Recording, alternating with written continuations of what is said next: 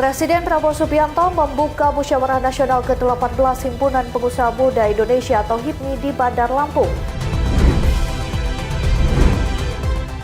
HUT ke-499, Pemprov DKI Jakarta gratiskan transportasi umum. Halo, selamat pagi pemirsa setia Berita Nasional TV. Senang sekali Berita Nasional Pagi kembali hadir menyapa Anda. Selain 3 berita utama tadi, akan ada informasi lainnya yang akan kami sajikan untuk Anda. Bersama saya, Ajeng Tiara.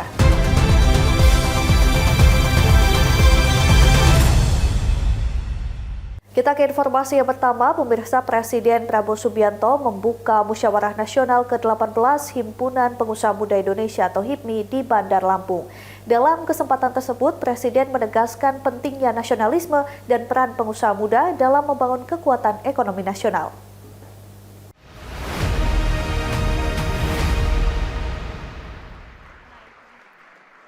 Assalamualaikum warahmatullahi wabarakatuh.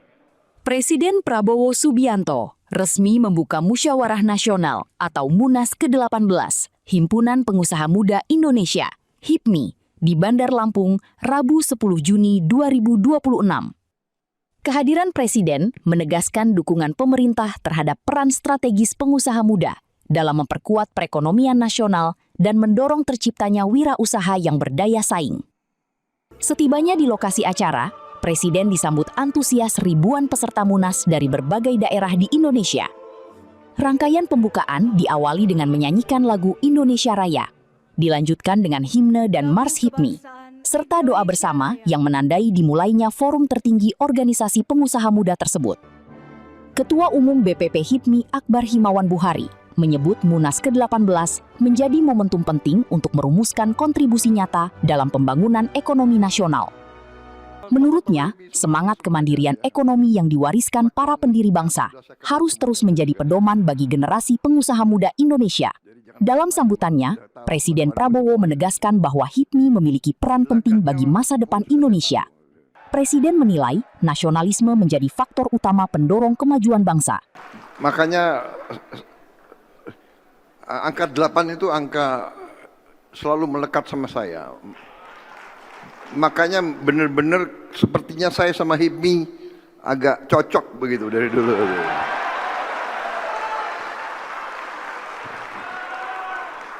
Karena saya kenal tokoh-tokoh HIPMI semua, hampir semuanya ya.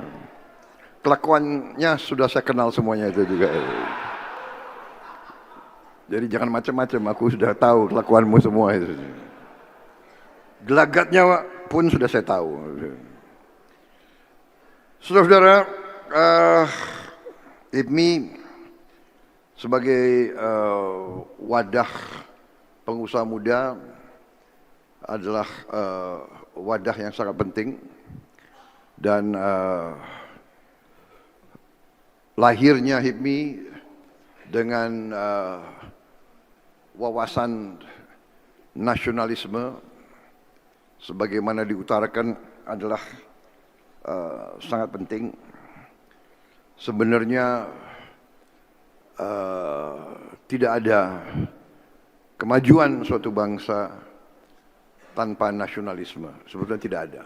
Pembukaan Munas ke-18 HIPMI yang mengusung tema Sinergi Pengusaha Muda Membangun Kekuatan Ekonomi Nasional ditandai dengan pemukulan alat musik tradisional Lampung dan pernyataan resmi pembukaan oleh Presiden Prabowo Subianto. Dari Bandar Lampung, Tim Liputan Berita Nasional TV.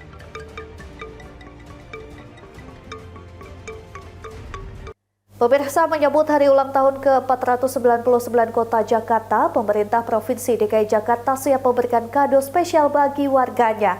Gubernur Jakarta Pramono Anung memastikan layanan transportasi umum hingga tiket masuk sejumlah tempat wisata populer akan digratiskan pada tanggal 27 dan 28 Juni mendatang.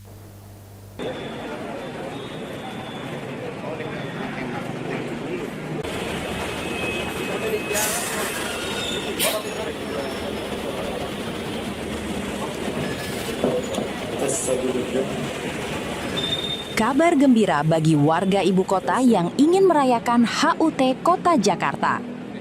Pemprov Jakarta akan membebaskan biaya tarif transportasi umum mulai dari Transjakarta, MRT dan LRT Jakarta, serta tiket masuk ke berbagai tempat wisata unggulan pada akhir pekan 27 hingga 28 Juni 2026. Gubernur Jakarta Pramono Anung menyatakan, kado ini diberikan agar masyarakat dapat merasakan manfaat langsung dari fasilitas publik milik daerah. Adapun destinasi wisata yang digratiskan antara lain Taman Impian Jaya Ancol, Taman Marga Satwa Ragunan, serta museum di bawah pengelolaan Pemprov DKI Jakarta. Kebijakan ini diharapkan tidak hanya menjadi sarana hiburan warga, namun juga menjadi stimulus untuk meningkatkan budaya menggunakan transportasi umum. Jakarta ini kan sekarang untuk urusan secara menyeluruh karena hampir setiap hari kita rapatkan, kita dalami, maka orang yang kemudian kalau menggunakan fasilitas publik secara terus-menerus pasti akan mendapat manfaat yang banyak. Bahkan secara khusus nanti untuk menyambut HUT Jakarta pada tanggal 22 Juni, 27-28 Juni, kita akan membebaskan transportasi umum, kemudian kita akan menggratiskan orang masuk Ancol, masuk Ragunan, dan juga museum-museum yang ada. Sejalan dengan hal itu, Pemprov DKI juga terus berupaya meningkatkan jumlah pengguna transportasi umum di tengah beragam pilihan moda transportasi umum, mulai dari MRT, LRT, Transjakarta, Transjabodetabek, hingga Mikrotrans Jaklingko dari Jakarta. Dari Jakarta Pusat, Riswanto Ahmad melaporkan. Gubernur DKI Jakarta Pramono Anung meninjau RW 07 sebagai RW percontohan pemilahan olah sampah. Dalam kesempatan ini juga Pramono turut meninjau budidaya maggot dan ikan serta rumah hijau yang berguna sebagai sarana edukasi bagi anak-anak untuk mempelajari penerapan pupuk kompos pada tanaman.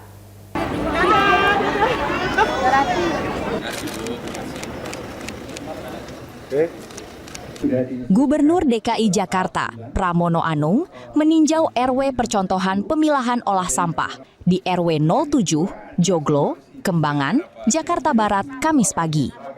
Bagi Pramono, hal ini telah sesuai dengan instruksi Gubernur Provinsi DKI Jakarta nomor 5 tahun 2026 tentang gerakan pemilahan dan pengolahan sampah dari sumber. Dalam kesempatan ini juga, Pramono turut meninjau budidaya maggot dan ikan, serta rumah hijau yang berguna sebagai sarana edukasi bagi anak-anak untuk mempelajari penerapan pupuk kompos pada tanaman. Pramono Anung pun menyampaikan bahwa ke depan Pemprov DKI Jakarta akan mengembangkan hal serupa seluas 40 hektar di bilangan Ciangir, Banten. Dengan harapan, hal demikian dapat membuat penanganan sampah di Jakarta menjadi lebih baik. Terutama tentunya warga RW 07 yang sudah melakukan aktivitas kegiatan pemilahan sampah dan praktek di lapangannya yang saya lihat sudah berjalan dengan baik. Bahkan saya secara jujur, secara detail ada yang selama ini saya tidak tahu. Akhirnya saya tahu di tempat ini yang namanya pupa. Jadi pemilahan ataupun siklus dari maggot ketika kecil, maggot membesar, maggot bertelur, menjadi pupa dan sebagainya. Terus terang secara detail saya tadi melihat sendiri. Dan pemerintah DKI Jakarta akan mengembangkan tentunya dalam skala yang besar di Ciangir, Banten. Luas areanya berapa Pak? 40 hektar. Dan itulah yang kemudian mudah-mudahan akan bisa dalam penanganan sampah di Jakarta menjadi lebih baik. Yang berikutnya yang ingin kami sampaikan, karena di tempat ini tadi saya melihat masyarakatnya betul-betul sudah bisa. Dari Jakarta, Tim Liputan Berita Nasional TV. Polisi tangkap wanita muda otak curan.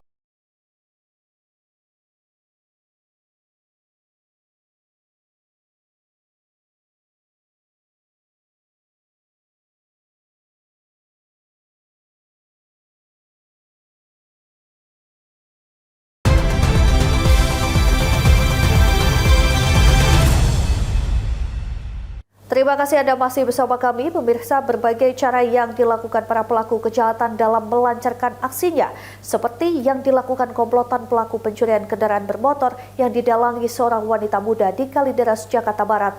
Dengan menjebak korbannya untuk diajak ke rumah kos, seorang wanita muda nekat melakukan aksi pencurian sepeda motor korban yang baru dikenalnya melalui jejaring sosial media.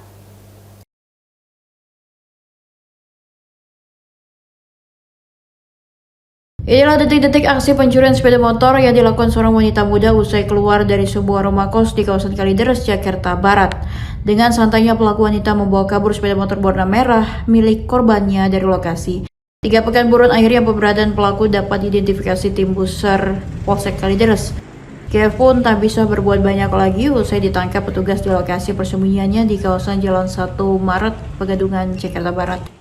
Kapolsek Kalideres Kompol Riholt Sihoto mengatakan pelaku yang beraksi dengan kedua rekannya pria tersebut sebelumnya memiliki modus mengajak korbannya ke rumah kos yang dihuni pelaku GF usai keduanya baru berkenalan di sosial media. Setelah korbannya tergoda untuk ikut ke rumah kos, pelaku kemudian menghubungi kedua rekan prianya untuk segera datang. Agar korbannya mau menyerahkan kunci sepeda motornya, kedua rekan pelaku melakukan penganiayaan. Tak hanya merampas kunci sepeda motor, para pelaku juga menggasak ponsel korban. Usai berhasil, pelaku wanita berinisial GF lalu diminta rekannya lain untuk membawa kabur sepeda motor korban agar tak menaruh curiga penjaga maupun penghuni rumah kos lain. Kronologisnya bertemu dengan seorang wanita, yang dimana wanita ini berinisial GF, dan wanita ini mengajak ke sebuah kosan di Puri Garden, dan di dalam kosan tersebut si wanita ini kemudian menghubungi rekannya, ada 2 orang, yang dimana rekan-rekannya ini berinisial F dan GC, dan kemudian rekannya ini pada saat bertemu dengan korban di dalam kamar kos tersebut, mereka melakukan penganiayaan terhadap si korban, dan kunci dari motor serta handphone diambil oleh si pelaku ini. Selain mengamankan pelaku wanita tersebut, polisi juga turut menyita pakaian yang dikenakan saat beraksi dan ponsel korban. Sementara 2 rekan pria pelaku yang sudah dikantongi identitasnya sepeda motor milik korban masih dalam pengejaran petugas. Kini pelaku dijerat pasal 479 KUHP tentang tindak pidana pencurian disertai kekerasan dengan ancaman hukuman 7 tahun penjara. Dari Jakarta, Tim Liputan Berita Nasional TV.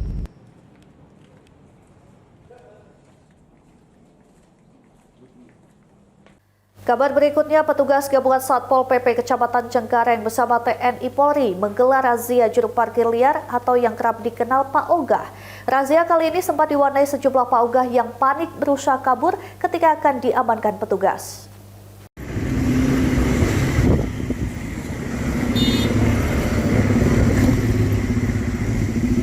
Satu persatu jukir liar atau yang kerap dikenal Pak Ogah ini langsung diciduk petugas gabungan Satpol PP bersama TNI Polri di kawasan Taman Palem Kapuk, Cengkareng, Jakarta Barat. Meski sempat panik hendak kabur, namun Pak Ogah ini akhirnya dapat diamankan petugas di lokasi. Razia berlanjut ke sejumlah wilayah di kawasan Duri Kosambi dan Rawabuaya, di mana di lokasi ini petugas berhasil mengamankan sejumlah Pak Ogah. Meski sempat menolak saat akan diamankan, namun para Pak Ogah tersebut tidak bisa berbuat banyak saat digeledah petugas. Penangkapan para Pak Ogah tersebut lantaran masyarakat sudah sangat resah dengan keberadaan Pak Ogah yang sering mengganggu arus lalu lintas dan kenyamanan pengendara saat meminta uang di putaran ruas jalan.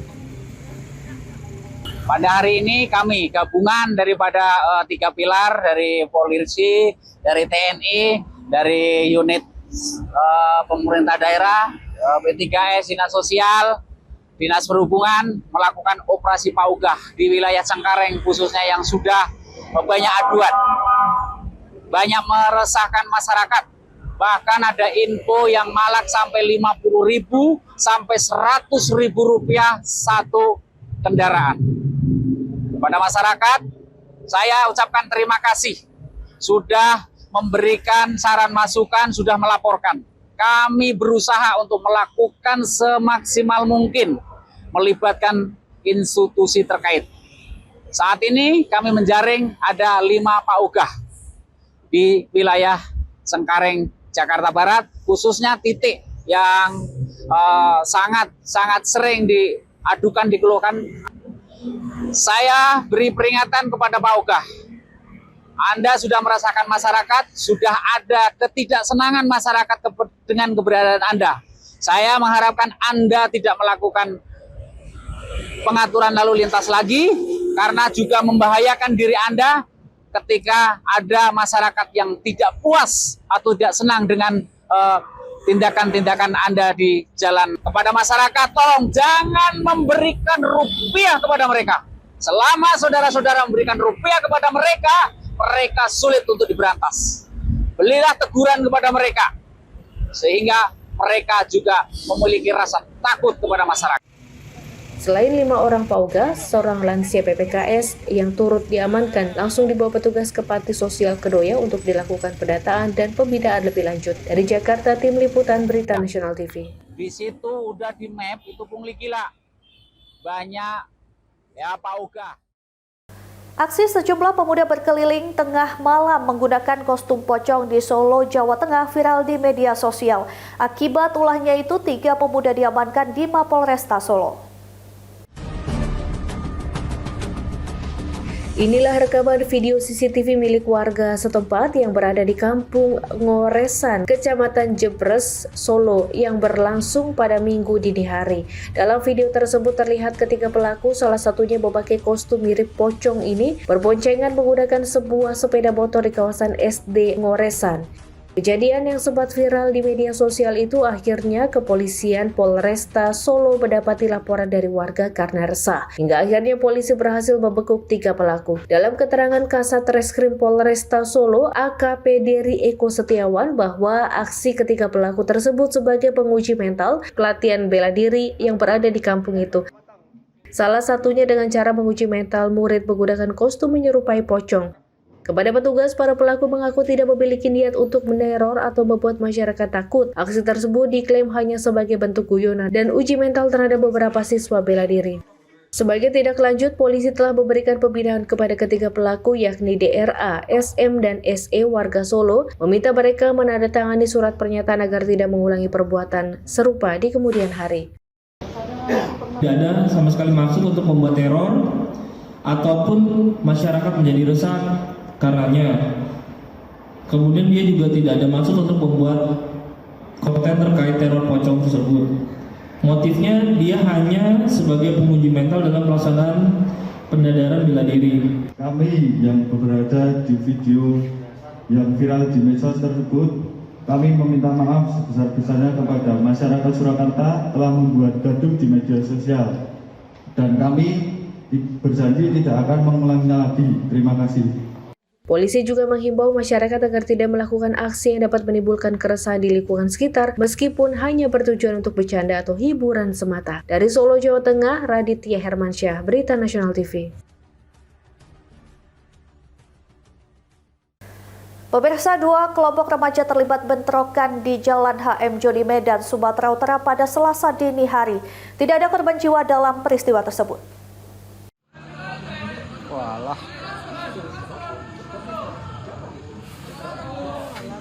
Seorang warga merekam aksi bentrokan antara 2 kelompok remaja yang diduga masih berstatus pelajar dengan membawa senjata tajam. Aksi ini mengundang perhatian warga sekitar dan viral di media sosial. Dalam rekaman video tersebut, terlihat sejumlah remaja dengan mengendarai sepeda motor mengajak duel kelompok lawan sambil menenteng senjata tajam panjang. Kelompok lain yang tersulut emosi berusaha mengejar kelompok lawan yang juga membawa senjata tajam. Diduga kala jumlah, kelompok remaja yang mengendarai sepeda motor berusaha menjauh namun terus dikejar oleh kelompok lainnya. Kepala lingkungan setempat, Yusmizar, mengatakan bentrokan 2 kubu remaja diduga dari kelompok geng motor sempat membuat takut warga yang tinggal di lokasi dan pengguna jalan yang melintas. Perkelahian antara kedua remaja ini terhenti setelah petugas kepolisian dari Polsek Medan Kota turun ke lokasi. Tidak ada korban dari 2 kubu remaja yang diperkirakan masih berstatus pelajar tersebut. Anak-anak SMP, SMA. Itu apa penyebabnya biasanya? Orang itu kan main di IG, Bang. Dia WA chat-chatan di IG kan. Nah, kita ketemu di sini gitu. Ya sering, Bang. Cuma ya kan waktu daerah HM Joni ini kayaknya baru-baru berapa hari ini aja. Biasanya orang itu juga makmur. Nah, ada korban, Bu? Yang pada saat ini nggak ada korban. Menurut Yusmizar, bentrok antara dua kelompok remaja tanggung tersebut bukan kali pertama terjadi. Ironisnya, bentrokan dua kubu geng motor tersebut bukan warga setempat. Dari Medan, Sumatera Utara, Ahmad Perwira, Berita Nasional TV.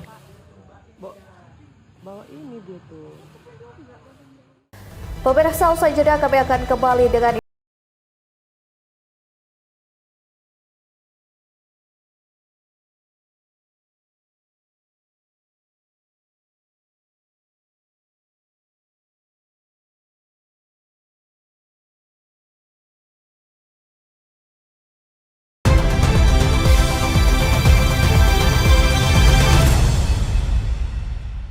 Anda kembali menyaksikan Berita Nasional Pagi. Pemirsa, seorang pengedar narkoba di Kota Padang Sidimpuan, Sumatera Utara menangis pada saat ditangkap oleh petugas dari Polsek Padang Sidimpuan Batuna 2, Polres Padang Sidimpuan.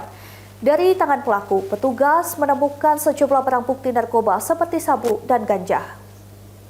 Ini ya? Mana yang lain lagi nih? Enggak lah, Bang. Masa ini aja? Iya, Bang. Tengok dulu. Tengok. Iya, Kak. Tengok dulu, kau jangan melawan. Susah barang jujur. Inilah pada saat petugas dari Polsek Padang Sidimpuan Batuna 2 menangkap seorang pengedar narkoba berinisial PL di rumahnya yang berada di kawasan perkebunan di Desa Palopat Pijor Koling, Kota Padang Sidimpuan, Sumatera Utara. Pada saat proses penangkapan, pelaku sempat menangis lantaran takut dengan kedatangan sejumlah anggota polisi berpakaian preman tersebut. Usai menangkap pelaku, petugas pun melakukan penggeledahan dan menemukan beberapa bungkus narkotika jenis sabu dengan berat kurang lebih 40 gram dan 1 paket ganja kering. Selanjutnya pelaku beserta barang bukti dibawa ke Mapolres Padang Sidimpuan untuk dilakukan pemeriksaan. Kasih Humas Polres Padang Sidimpuan, AKP Ida Mary mengatakan pelaku mengaku mendapatkan barang haram tersebut dari seseorang berinisial I yang saat ini sedang dilakukan pengejaran oleh pihak kepolisian. Selain itu, pelaku ini telah 2 bulan lamanya menjalankan bisnis narkoba tersebut dan memilih lokasi perkebunan agar tidak diketahui petugas dan masyarakat sekitar. Secara sigap dan tanggap memimpin langsung anggota Polsek untuk menuju ke daerah yang diinformasikan tadi. Sesampainya di sana berhasil mengamankan seorang pelaku atas nama inisial PL. Untuk mempertanggungjawabkan perbuatannya, pelaku dijerat dengan pasal tentang Undang-Undang Narkotika dengan ancaman hukuman 20 tahun penjara. Dari Padang Sidimpuan, Sumatera Utara, jurnalis Berita Nasional TV. Ya, aksi pencurian kendaraan bermotor kembali marak terjadi. Kali ini menyasar di perumahan Pondok Sukma Jaya, Cilodong, Kota Depok. Pelaku yang beraksi tanpa alas kaki ini tertangkap CCTV berhasil membawa kabur sepeda motor milik warga di siang hari.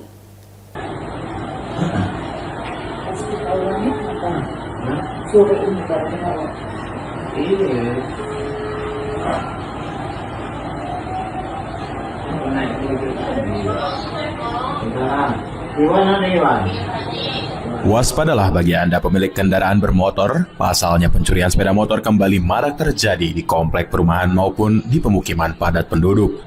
Kali ini komplotan pencurian bermotor menyasar komplek perumahan Pondok Sukma Jaya, Cilodong, Kota Depok. Dalam rekaman CCTV terlihat jelas seorang pelaku tanpa alas kaki mengincar sepeda motor milik warga di siang hari.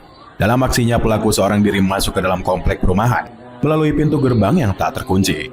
Sambil mengendap-endap dan melihat situasi sekitar, pelaku menghampiri sepeda motor milik tamu warga komplek perumahan yang terparkir di depan rumah.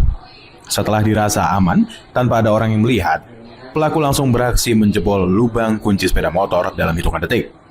Kemudian kabur bersama komplotannya yang sedang menunggu di luar gerbang komplek perumahan rumah. Gitu maksudnya. Kadang-kadang ada kebetulan sampah juga kemarin, ada gerobak sampah ini suka buat kunci juga, buka gitu. Apa dia lupa, kunci lagi, apa yang warga yang lain buka pintu dan kunci lagi gitu maksudnya. Pelaku diduga memanfaatkan kelengahan petugas sampah yang meninggalkan pintu gerbang belakang dalam kondisi terbuka.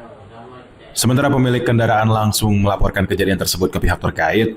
Kini kasus dalam penanganan aparat kepolisian Polres Metro Depok dan warga diimbau untuk lebih waspada terhadap gerak-gerik orang asing di lingkungan sekitar. Dari Depok, Jawa Barat, jurnalis Berita Nasional TV. Ya, aksi pencurian di salah satu gerai makanan cepat saji di Kota Makassar, Sulawesi Selatan terekam kamera pengawas CCTV. Tidak tanggung-tanggung, 2 orang pelaku nekat melakukan aksinya hingga 2 kali dalam semalam. Akibat kejadian ini, pihak korban mengalami kerugian yang ditaksir mencapai 9 juta rupiah.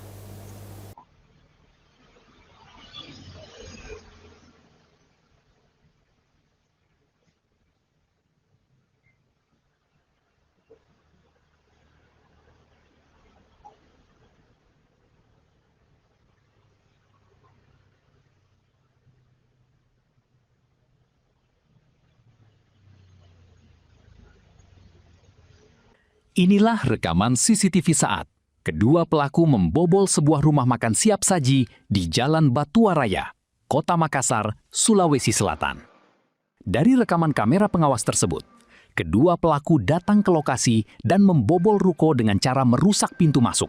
Satu pelaku bertugas berjaga di depan, sementara satu rekannya langsung masuk ke dalam gerai. Diketahui, kedua pelaku melancarkan aksi pertamanya pada pukul 00.36 waktu Indonesia Tengah, dan kembali lagi untuk aksi kedua pada pukul 4.32 waktu Indonesia Tengah. Pada aksi pertama, pelaku mengambil 2 buah kompor lalu meninggalkan lokasi. Beberapa jam kemudian, pelaku kembali datang dan kali ini menyasar sejumlah barang berharga, seperti brankas, handphone, tablet, serta uang tunai di meja kasir sebesar Rp200.000. Usai melancarkan aksinya, para pelaku kemudian kabur dengan hanya menutup rapat pintu pagar. Aksi pencurian ini baru diketahui pada pagi hari, ketika karyawan hendak masuk kerja dan menemukan pintu gerai sudah terbuka, serta sejumlah barang telah raib. Para pelaku diduga sudah mengetahui situasi gerai, lantaran mereka langsung menuju tempat penyimpanan uang. Akibat insiden ini, total kerugian ditaksir mencapai 9 juta rupiah. Di jam 23.00. Itu pelaku berapa orang datang?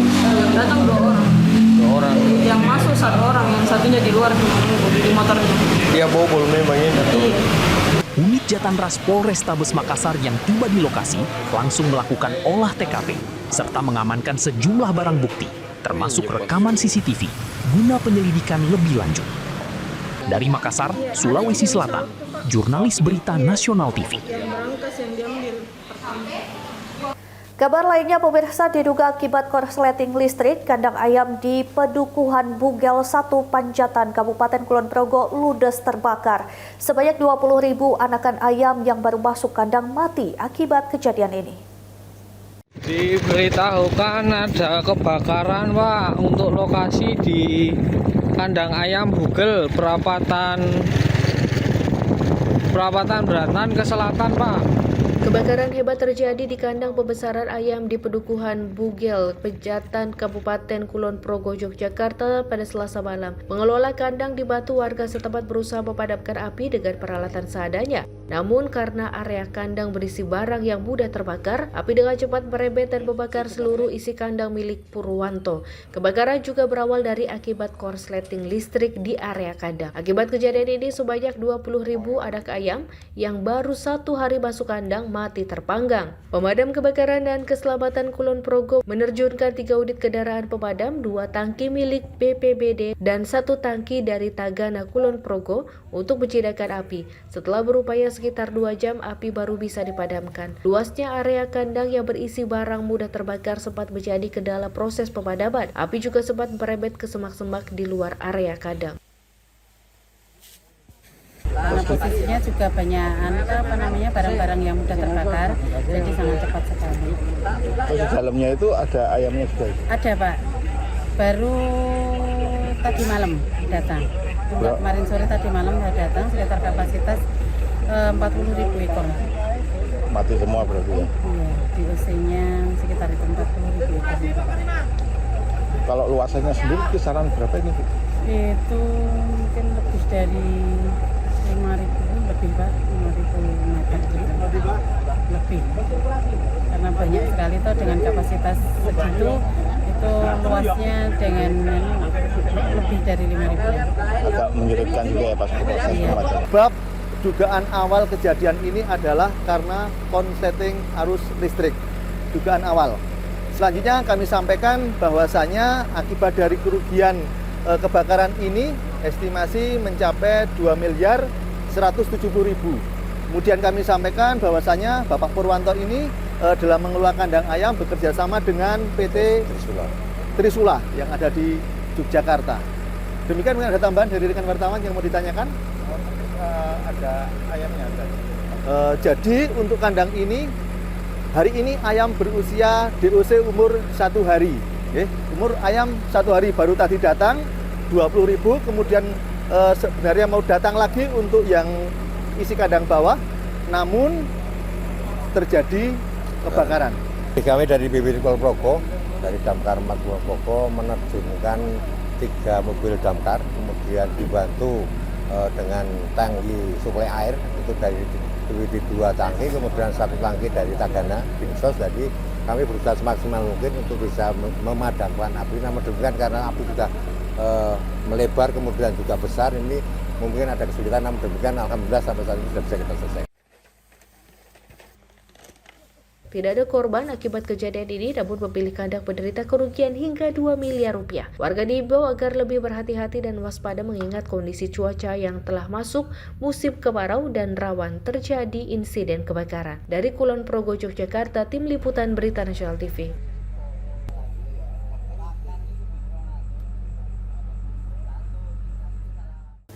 Netanyahu ajak Lebanon lawan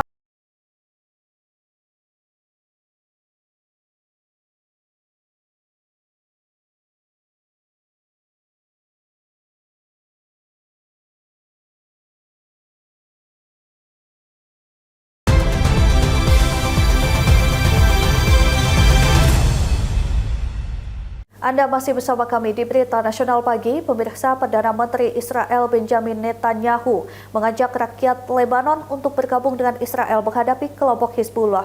Netanyahu menuduh Hizbullah bertindak atas kepentingan Iran.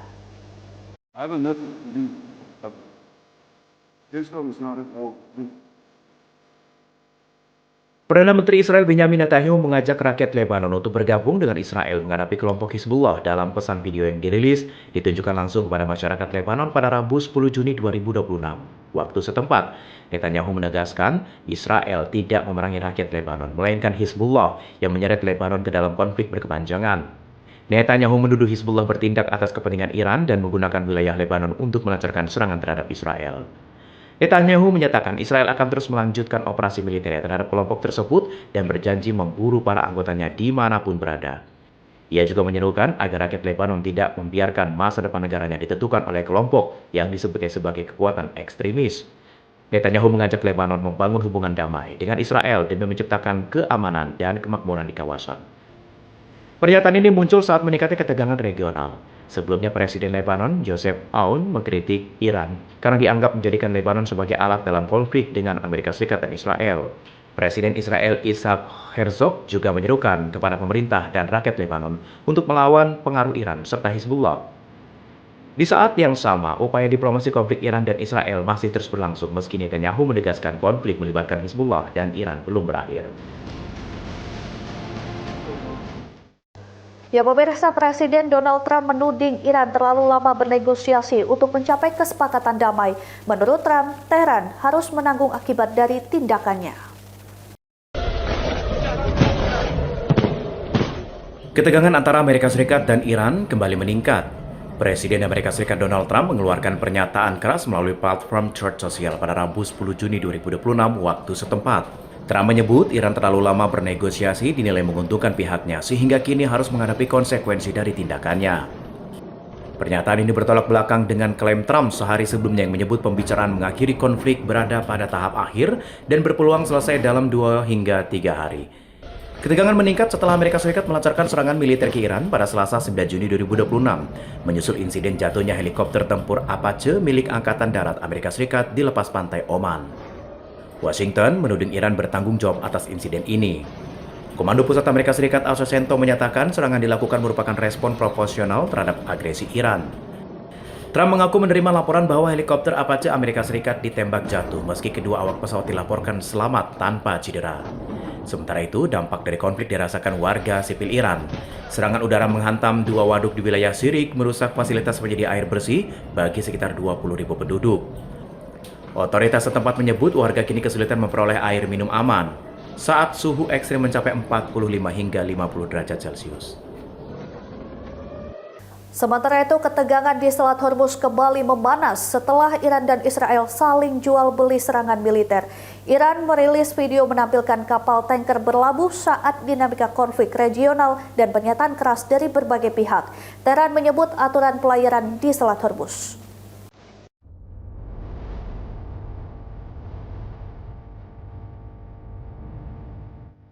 Televisi pemerintah Iran menayangkan video terbaru berisi kapal dan tanker minyak di Selat Hormuz, jalur strategis energi dunia, pada Rabu 10 Juni 2026. Korps Garda Republik Islam Iran atau IRGC menyebut pelayaran di wilayah ini tetap berlangsung sesuai aturan yang berlaku, meski situasi kawasan terus memanas. Pada Senin 9 Juni 2026, Presiden Amerika Serikat Donald Trump menyatakan optimistis bisa mencapai kesepakatan dengan Iran dalam 2 hingga 3 hari. 2 hari kemudian, pernyataan berbeda dilontarkan Trump. Ia menilai Iran terlalu lama bernegosiasi. Meski begitu, Trump menegaskan blokade akan tetap berjalan sampai tercapainya kesepakatan final. Di sisi lain, Iran menegaskan tidak akan memungut biaya transit di Selat Hormuz, tapi tetap berhak mengenakan biaya layanan navigasi dan bantuan kemanusiaan. Ketegangan regional meningkat setelah Israel dan Iran kembali saling melancarkan serangan, meski sebelumnya sempat tercapai gencatan senjata sejak 8 April 2026. Windward mencatat hampir 40 perjalanan tanpa pelacakan terjadi antara 1 Maret hingga 7 Mei, tidak lama setelah pecah konflik di kawasan pada Sabtu 28 Februari 2026. Data dari Lloyd's List menunjukkan sekitar 40 kapal non-Iran sebelumnya terjebak berhasil keluar dari Teluk Persia dalam 3 pekan hingga 3 Juni. Sejak Maret, total kapal berhasil keluar mencapai 142 unit. Sementara itu, perusahaan intelijen maritim Kepler mencatat jumlah lebih tinggi. Sejak gencatan senjata diumumkan hingga awal Juni, sebanyak 264 kapal dilaporkan keluar dari Teluk Persia, termasuk 22 kapal berbendera Iran. Selain kapal yang keluar, sejumlah kapal tanker kosong milik Iran juga dilaporkan berhasil memasuki perairan Iran, meski armada laut Amerika Serikat melakukan patroli di Teluk Oman, menegakkan blokade terhadap ekspor minyak Iran. Selat Hormuz menjadi pusat perhatian sejak Iran memperketat kontrol terhadap jalur yang mengalirkan sekitar 20% perdagangan minyak dan gas dunia seperti sepertiga pasokan pupuk global. Analis internasional Crisis Group Christopher Newton menilai jalur ini pada dasarnya tidak pernah benar-benar ditutup sepenuhnya selama konflik berlangsung.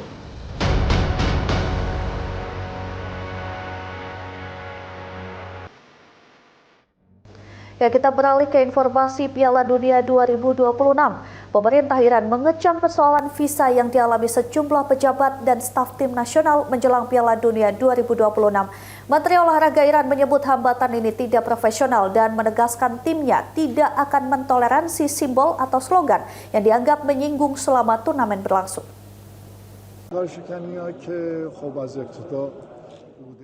Menteri Olahraga Iran, Ahmad Donyamali, mengkritik keras kendala visa dialami delegasi negaranya menjelang Piala Dunia 2026. Dalam konferensi pers di Teheran, ia menyebut penolakan visa terhadap sejumlah pejabat dan staf tim sebagai tindakan tidak profesional. Donyamali menyatakan sebagian besar hambatan dihadapi berhasil diatasi dan optimistis persoalan visa akan segera terselesaikan. Ia juga memperingatkan bahwa tim nasional Iran akan menghentikan pertandingan apabila ditemukan bendera, simbol, atau slogan yang dianggap menyinggung. Menurutnya, tanggung jawab untuk mencegah hal ini berada di tangan penyelenggara turnamen. Selain itu, Iran menuntut jaminan fasilitas dan pelayanan terbaik selama keikutsertaannya di Piala Dunia. Donyamali menegaskan, Amerika Serikat harus memastikan kondisi yang layak bagi tim nasional Iran. Saat ini, skuad Iran berada di kota Tijuana, Meksiko, dan menjadikannya sebagai markas selama turnamen berlangsung. Langkah ini diambil karena keterbatasan visa membuat tim tidak bisa menetap di Amerika Serikat. Piala Dunia 2026 akan berlangsung mulai 11 Juni hingga 19 Juli dengan Amerika Serikat, Kanada, dan Meksiko sebagai tuan rumah bersama.